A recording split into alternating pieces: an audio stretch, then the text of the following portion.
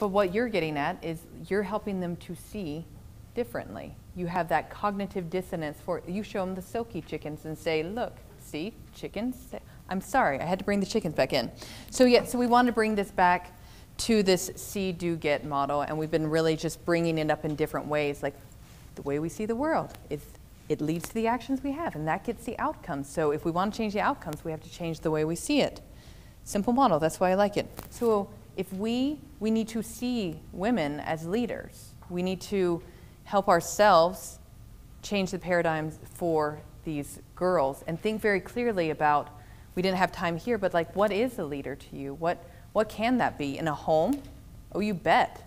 In work, in all these different, in community, there are leaders everywhere. What are those qualities? And find them, start seeing them in women. And so this how that I'm getting at is, this comes from some of the research about how to get rid of that cognitive dissonance, how to change the stereotype that you have, the biases that you have. So become aware of your bias. And that's what we're going to come back here and do, because I have them about women. Like, just to be clear, I have them every day. I carry them about myself. I think everyone in this room has them. So just getting real with ourselves about what that is. And then we have to observe how they influence our behavior. I am so sick of saying sorry all the time. Or I'm just emailing to, right? Yeah, yeah. Okay. And so we're going to do this as part of the exercise.